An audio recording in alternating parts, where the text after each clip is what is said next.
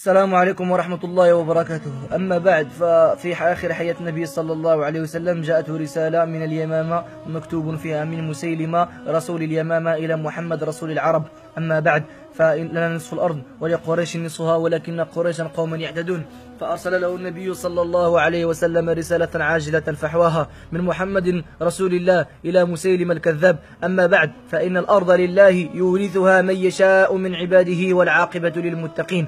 واليوم تنشوف بعض المتهافتين وبعض السفهاء تدفزوا على حدود وهمية وضعها الغرب، وضعها المستعمر باش يفرق بيننا وبين خوتنا، وباش يفرق البلاد الإسلامية ومن تحدوش. هما اتحدوا فسموا الاتحاد الأوروبي، الولايات المتحدة الأمريكية، الاتحاد السوفيتي. والمسلمين تجده تقرا في لافاك وعنده عقل وتكتب منشورات ما شاء الله هادفة بعض الأحيان، لكن يزلق في هذا المزلق بعض الأحيان وتكتب لك: حنا تلقونا على الجزائر وتفرجوا فيهم، ما الجزائر يهود.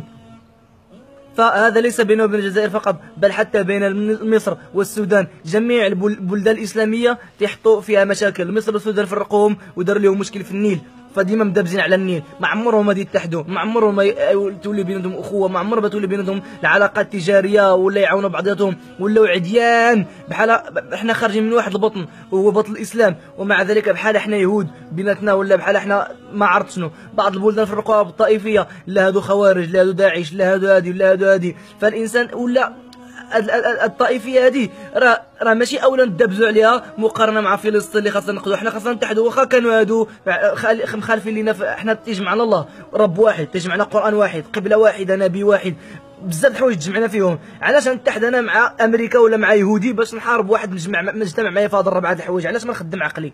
علاش مثلا المغاربه دابا مدابزين مع الجزائر على قبل قطعه ديال الارض، على قبل الحدود؟ حنا ديك الصحراء اصلا خداوهم ولا خديناها حنا؟ راه ما سيطينا فيها والو حنا الشعب. راه الحكومه تدبز بيناتهم على مصالح شخصيه، راه ما كيدبزوش عليك انت باش تكون انت ديما ناشط، تكون زاهي وتكون ديما فرحان وديما. علاش كنربحوا السيئات يركات؟ علاش كنسبوا مسلمين بحالنا؟ نقول لي جزائري كلاب، ولا يسبونا حنا مغاربه عندهم الدعاره نسبوهم حنا نتوما عندكم الفقر نتوما. علاش ما نكبروا العقول ديالنا؟ علاش؟ راه المستعمر فاش دخل البلاد ديال الاسلام وهو في موطن قوه، هو واعر علينا، راه ما خرج وخلانا هكا. ما يمكنش ما يتقبلاش العقل هذه بانه هو في موطن قوه ويخرج ويخلي لك الارض هكا، يقول لك يلاه صافي انا سمحت لكم يلاه الارض ديالكم. لا، زرع مشاكل بيننا وبينهم باش ديما نرجعوا ليه. يكونوا بحال بابا ماما رجعوا رضعوا منه، بحال جوج دراري صغار دابزو كيرجعوا لباهم باش يحكم بيناتهم. برا الداليه شكلاطه، برا الداليه هذه، ولا جوج تلاميذ يرجعوا للاستاذ ديالهم، راه الداليه خبزي، راه الداليه هذه. بحال هكا داروا لينا، وحنا ما نخدموش العقول ديالنا. حنا تحركنا دوك الشعارات الخاويه، دوك الهتافات ديال العاطفه. لا، راه حنا واعرين المغاربه جدود ديالنا، وهما حتى هما تيقولوا حنا بلد المليون شهيد، تلقونا على المغاربه وتفرجوا فيهم. حنا تنقول لهم تعقلوا في حرب الرمال. راه عار علينا ندبزوا حنا مسلمين بيناتنا، عار والله لا عار. شوفوا هما اتحدوا بيناتهم وحنا كندبزوا بيناتنا. هذه رساله للشباب بحالي اللي باقي يعقلهم، اللي كنتمناو منهم في المستقبل هما اللي غادي يكونوا، واحد فينا يكون وزير، واحد فينا غادي يكون طبيب، واحد فينا غادي يكون في اعلام. حنا دابا باقي تنقراو، ولكن من الواحد 20 عام ولا 10 سنين راه حنا هذوك الشراف يمشيو بحالاتهم، حنا غادي نبلاصيو بيناتهم، نتبلاصاو بلاصتهم، ما نكونوش بحالهم. بينا نرتقيو شويه، بينا نغيروا هذا الملل هذا الذل اللي صاب الامه الاسلاميه. ملينا من التفرقه هذه، ملينا منها. فاش خرجوا خلاو حدود بيناتنا وفرقوا الدول الاسلاميه كلها، وهذا الشيء هو اللي تيأثر على الدين ديالنا بحد ذاته. الدين تيأثروا عليه.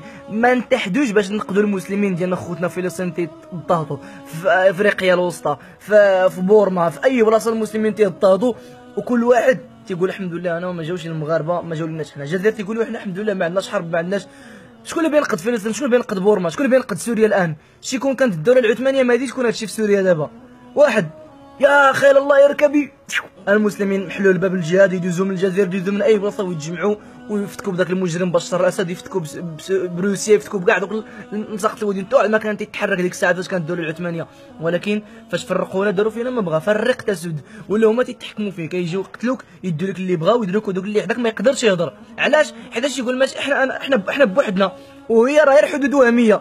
حنا راه كنا ارض وحده بكري، راه كانت خلافه واحده كالجزائر. المغرب بوحده اللي ما كان داخل كان عنده ولايه، كان شاده نص الجزائر وكان شاده موريتانيا وكان شاده الاندلس الفوق، وكذلك الدوله العثمانيه كانت شاده. ومع ذلك شوف كانت حدود بين المسلم بين المغاربه وبين الدوله العثمانيه، ومع ذلك كانوا كيتعاونوا، كانوا كيتحدوا. مضيق جبل طارق كيدوزوا منه، كيخرجوا منه، والمبادلات التجاريه وكذا الى غير ذلك. كان داكشي محلول وبنادم ناشط وزاهي وناصرين الدين. ودابا اللي خاصنا حنا ننصروا الدين، ولينا كنتسناو حنا هما ينصرونا، هما اللي يحلوا لنا المشاكل ديالنا. زينا بانكيمون ولا بوكيمون ولا سميتو قال لي واحد كاع ما حل عيني باش يحل لنا المشكل ديال الصحراء، صدق والله. حنا ولينا كنعيطوا لهم يحلوا المشاكل ديالنا. هادشي ما كانش بكري. فآلمني وآلم كل حر سؤال الدهر أين المسلمون، ترى هل يرجع الماضي فإني أذوب لذلك الماضي حنينا، دعوني من أمان كاذبات فلم أجد المنى إلا ظنونا، وهاتوا لي من الإيمان نورا وقووا بين جنبي اليقين، أمد يدي فأنتزع الرواسي وأبني المجد مؤتلفا مكينا. الصحراء ديال الله سبحانه وتعالى والأرض كلها لله سبحانه وتعالى يورثها من يشاء من عباده. حنا خلفاء ديال الله في الأرض، وراه ما عندناش بحال شي واحد ديال في القنطرة، ما عندناش نسكن، ما عندناش ندومو هنا. حنا راه دايزين من هنا. فالإنسان يحسن العمل ديالو ويقوي بينه وبين الله سبحانه وتعالى، ويعرف بأن راه الجزائر خوتنا وجميع العالم الإسلامي خوتنا، ولو اختلفنا في بعض الأشياء ولكن تنبقاو خوت. ما يفرقنا العدو.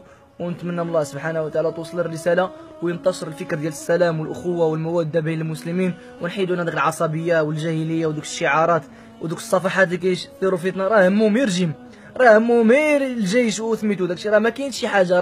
راه في الواقع راه والو، تلقى كاع ما تيصلي ما والو وتيقول لك حنا ننصروا بلادنا والوطنية، ولا نصر غير راسك، نقدر راسك من النار، نقدر راسك دير هذاك الشيء اللي قال لك الله سبحانه وتعالى. فالسلام عليكم ورحمة الله، وعليكم السلام ورحمة الله وبركاته.